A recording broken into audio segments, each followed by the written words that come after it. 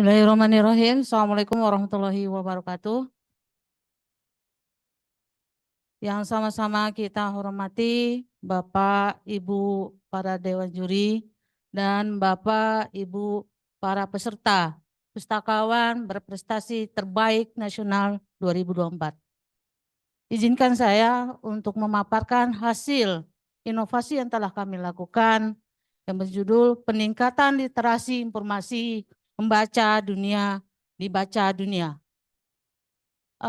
Permasalahan perguruan tinggi saat ini adalah lamanya mahasiswa untuk menyelesaikan tugas akhir mereka, yaitu berupa penyelesaian skripsi, tesis, dan disertasi. Maka para pustakawan pun harusnya memikirkan hal tersebut. Maka untuk itu ada sebuah konsep yang telah kami lakukan, yaitu konsep membaca dunia, dibaca dunia. Untuk itu, marilah kita sama-sama untuk mengimplementasikan konsep membaca dunia, dibaca dunia. Dan kemudian sebenarnya konsep ini adalah diterapkan oleh, atau ide ini sebenarnya dari Profesor Dr. Suwito MA, yaitu beliau adalah seorang pakar ilmu pendidikan yang sangat konsen memikirkan bagaimana untuk menyelesaikan atau membuat solusi agar mahasiswanya dapat menyelesaikan tugas akhirnya dengan baik. Tetapi yang jadi permasalahan adalah ketika mereka sudah menyelesaikan tesisnya atau disertasinya, apakah hasilnya mereka akan dibaca oleh dunia?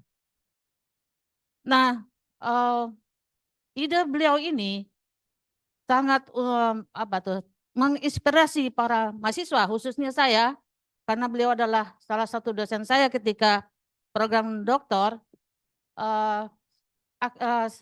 menjadi moto atau slogan mutu sekolah pendidikan sekolah Allah Akbar, kok jadi gugup ya? Menjadi mutu atau slogan sekolah pasca sarjana UIN Syarif Jakarta. Nah, ide beliau ini sebetulnya sangat sulit diterapkan kalau kita tidak memahami apa sih ide dari beliau itu. Dan di masanya beliau itu menciptakan suatu taman ilmiah, yaitu di mana mahasiswa dapat berkolaborasi, sharing knowledge sesama teman, rekan, atau dosen sekalian, dosen untuk menciptakan sebuah ide. Nah, kemudian hasil riset yang diharapkan itu akan memberikan kontribusi dalam penyusunan kebijakan pemerintah maupun memberikan masukan-masukan kepada lembaga. Nah, tadi telah saya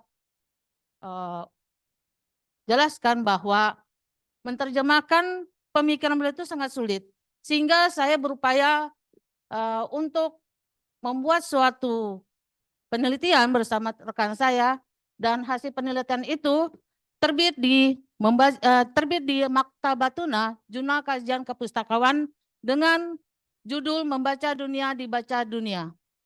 Hasil temuannya adalah bahwa lingkungan ada 3. Yang pertama adalah menciptakan lingkungan taman pemikir terbuka. Artinya mahasiswa membutuhkan tidak hanya ruang lingkup perpustakaan saja yang tersekat-sekat, tetapi mereka juga membutuhkan suatu tempat yang luas, hijau, sejuk dan sebagainya, sehingga akan menghasilkan ide-ide.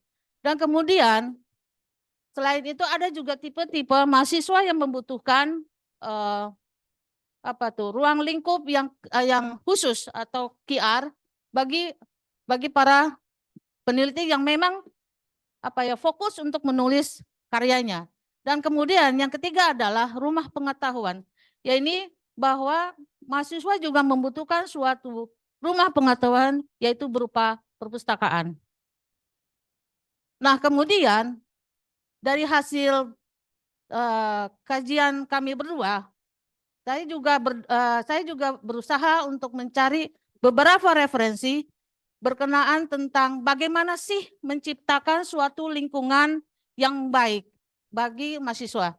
Ini saya ambil dari IFLA yang menyatakan bahwa ada 10 kualitas of good library space. Ya, ini menciptakan suatu quality perpustakaan, space perpustakaan yang baik. Ya, ini yang pertama adalah functional, adaptable, accessible, varied, interactive, conductive, environmentally suitable, safe and secure, efficient, suitable for information technology. Nah, dari 10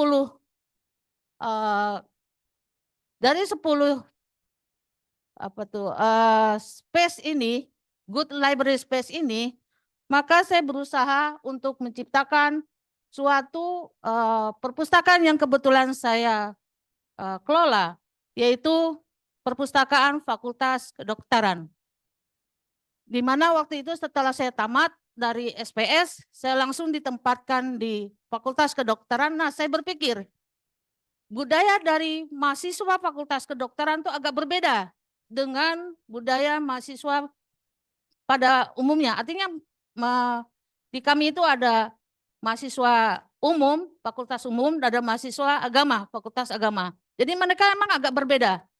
Nah, sementara setelah saya ditempatkan di sana itu lingkungan pustakaannya rasanya kurang pas untuk mahasiswa kedokteran. Nah, dalam hal ini saya berusaha untuk mengajukan ke pimpinan dan kemudian baru terrealisasi pada tahun 2023. Jadi setelah 2 tahun itu mengajukan baru terrealisasi pada tahun 2023. Nah, yang terciptanya adalah mengulang ruang perpustakaan menjadi lebih kondusif. Ini secara keseluruhan diubah sehingga tercipta seperti terlihat pada gambar seperti ini.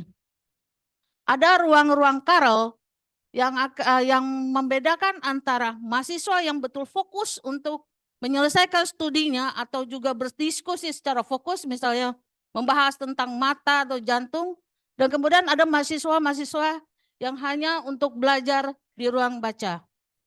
Dan kemudian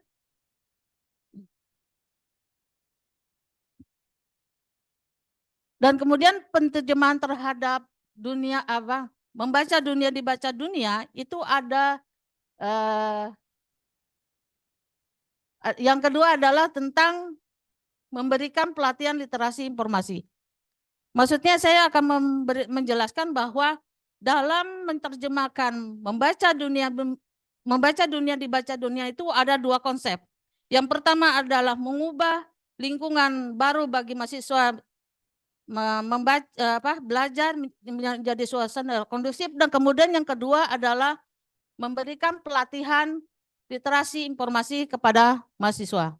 Nah, di sini saya mengutip dari UNESCO bahwa literasi informasi adalah memberdayakan masyarakat di semua lapisan masyarakat untuk mencari, mengevaluasi, menggunakan, menciptakan informasi secara efektif untuk mencapai tujuan pribadi, sosial, pendidikan, dan pekerjaan mereka. Nah, kemudian untuk menciptakan literasi informasi tersebut, apa yang harus dilakukan oleh pustakawan? Yang pertama adalah memberikan suatu pelatihan, bagaimana sih cara untuk mengutip, dan kemudian bagaimana sih cara untuk menuliskan daftar pustaka di karya mereka. Nah, ini yang kadang-kadang yang kadang-kadang terlewat oleh mereka, sehingga karya mereka kadang-kadang kalau kita cek ya, itu kurang, ada beberapa sitasi yang belum tertulis di dalam daftar pustaka. Nah, ini kita berusaha untuk menerapkan atau memberikan pelatihan berupa pelatihan reference manager dengan menggunakan Mendeley atau Zotero. Dan kemudian kita juga memberikan pelatihan berupa how to access a journal. Ya, ini untuk memperkuat karya mereka dengan koleksi-koleksi e-jurnal dan e-book yang telah kita langgan. Dan kemudian kita juga memberi pemahaman bahwa perlunya repository, ya ini untuk mengumpulkan karya-karya hasil mereka, baik itu dosen maupun mahasiswa, untuk di-input di dalam repository. Dan alhamdulillahnya repository kita itu open access. Hal ini yang membuat UIN menyebarkan penelitian baik kepada masyarakat luas, baik itu penelitian bersifat agama maupun bersifat umum. Nah, itu Bapak Ibu bisa mengaksesnya di repository.uinjkt.ac.id. Dan kemudian saya juga melakukan konsultasi untuk penyelesaian skripsi mahasiswa. Nah, ini alhamdulillahnya terjadi peningkatan lulusnya tepat waktu, terlihat dari data yang mereka berikan kepada kita dalam bebas pustaka. Nah, itu akan terlihat tahun berapa dan sebagainya, akan terlihat rankingnya.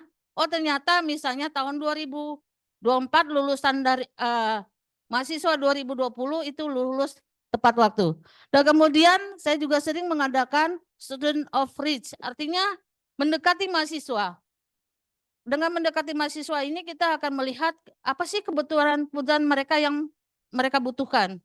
Dan juga kita juga sering mengadakan sharing knowledge. Dan kemudian ini dari berbagai hal tersebut ternyata memang yang dibutuhkan mahasiswa adalah akses, layanan akses. Nah, ini ada 3 permasalahan yang mungkin akan kita benahi, yaitu bahwa adanya kebijakan di UIN, setiap fakultas itu memiliki perpustakaan. Nah, ini agak menyulitkan mahasiswa ketika ingin mengakses koleksi, karena memang mahasiswa yang misalnya di perpustakaan FISIP itu tidak bisa meminjam di perpustakaan lainnya. Nah, ini yang menjadi problem.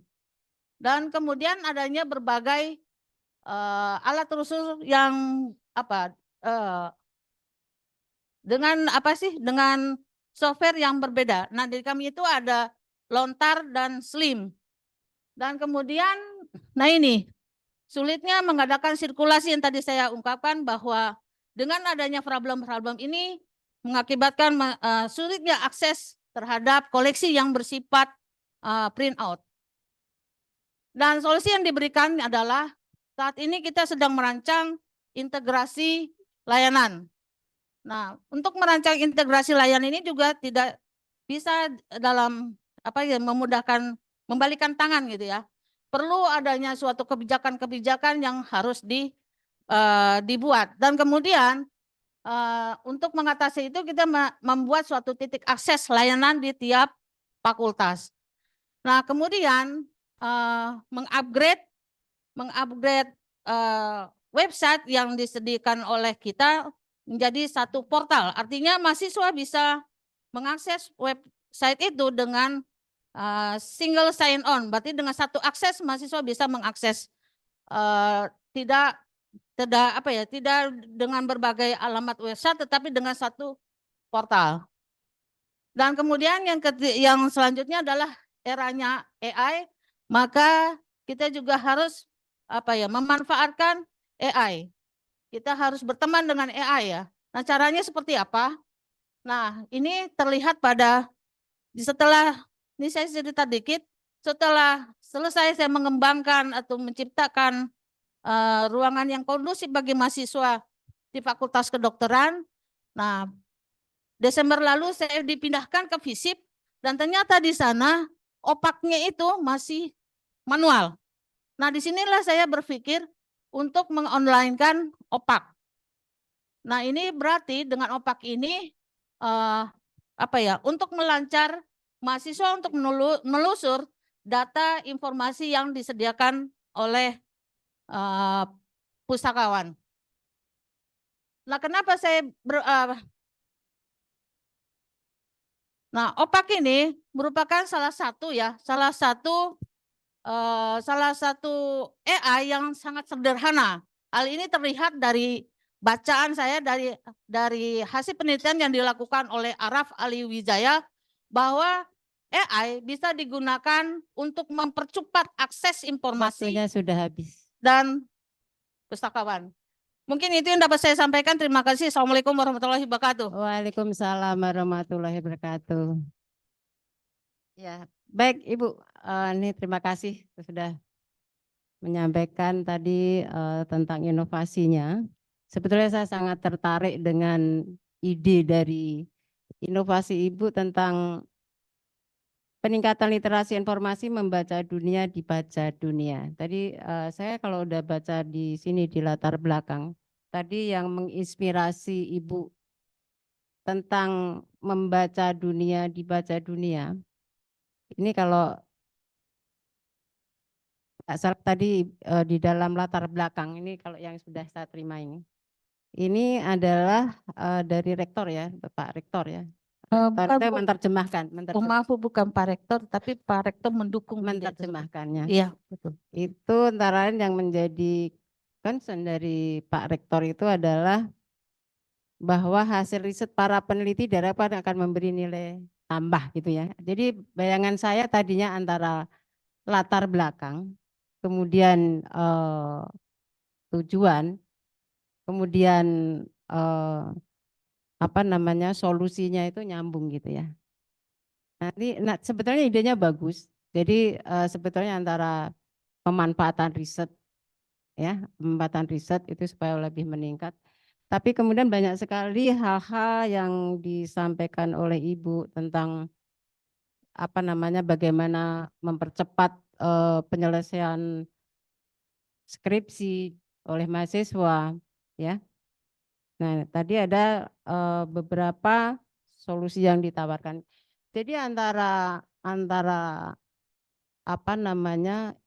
inovasi, judul inovasi tentang membaca dunia, dibaca dunia, ini yang saya mungkin perlu penjelasan dari Ibu. Ini sebetulnya penjelasannya bagaimana ini sebetulnya. Kemudian dari inovasi ini sebetulnya target utamanya apa? Sasaran utamanya apa? Jadi hubungan antara inovasi ini dengan target itu apa? Karena di sini kan tadi sudah banyak disampaikan tentang literasi, tentang apalagi tadi space ya, space mahasiswa bagaimana mereka bisa bertukar atau diskusi ya. Bayangan saya tadinya antara peneliti ya, hasil risetnya nih, kemudian dengan mahasiswa itu ada kolaborasi nih nanti dengan pustakawannya barangkali untuk mempertemukan mereka, pemanfaatan hasil riset para peneliti ini bisa dimanfaatkan gitu kan. Ini yang ingin saya ketahui. Nah, mungkin yang pertama mohon bisa dijelaskan terlebih dahulu latar belakang filosofi membaca dunia, dibaca dunia yang katanya dengan